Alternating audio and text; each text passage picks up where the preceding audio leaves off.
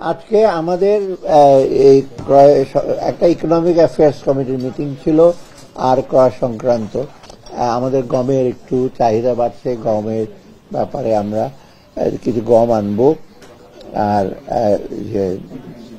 এবং চালও কিছুটা আনা হবে এখন।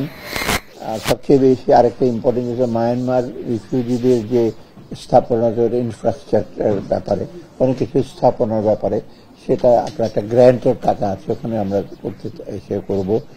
আর একটা ডকুমেন্টারি করবে ইলেকশন, প্রায়ার ইলেকশন, লোকজনকে ইসে করার জন্য, ইলেকশনটাকে উৎসব মুখর করার জন্য। আর আমার এখানে যে পারচেস কমিটির কতগুলো ইম্পর্টেন্ট ছিল, প্রথমত একটা হলো পাসপোর্ট, প্রায় 1 কোটি পাসপোর্টের আবার নতুন করে ইসে করবো, কারণ পাসপোর্টের পাসপোর্টের চাহিদা আছে, তো সেটা তাড়াতাড়ি করে আমরা করবো। সেখানে পাসপোর্টের সাথে কতগুলো ডকুমেন্টও দেওয়া হয়, 65 লক্ষ এটা।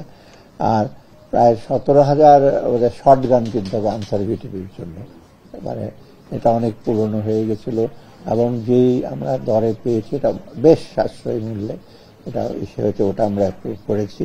তারপরে সড়ক, অ্যাজ ইউজুয়াল সড়ক, সিলেট একটা সড়কের কনসালটেন্সি।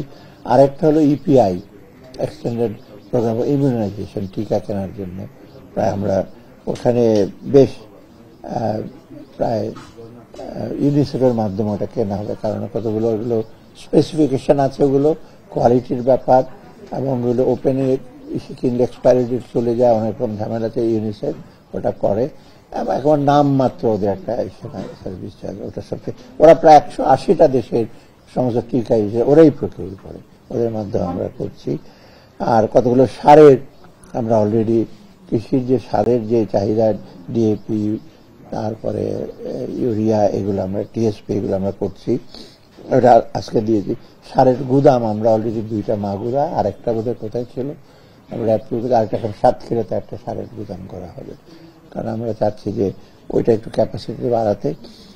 আর আর ওসমানী বিমানবন্দরটা আরেকটু মডার্নাইজ করার জন্য এক্সটেনশন, রানওয়ে এক্সটেনশন, ওখানে কিছু বহুত অবকাঠামো, সেটা আমরা একটা রিভাইজ প্রস্তাব আর কি, এটা আমরা অ্যাপ্রুভ করেছি।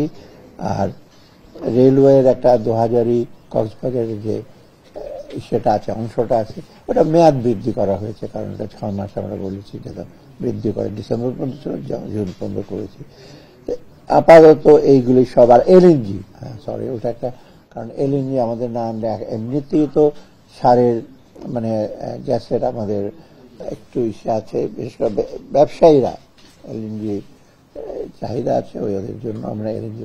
তো মোটামুটি আমরা সার্বিকভাবে বেশ কতগুলো জিনিস রোজার আগেই সেখানে চাল, গম এগুলো আনছি, আর বাকিগুলো ক্রমাগত হচ্ছে। আর আপনারা জানেন অলরেডি এলসি খোলার ব্যাপারে বাংলাদেশ ব্যাংকে তো একটু লিবারেল হয়েছে, আমরা বলছি যেটা গতবার যেটা আমরা ডিসিশন নিয়েছিলাম, এইবার এটা কন্টিনিউ করবে, যাতে করে দামটা সহনীয় হয় রোজার সময়।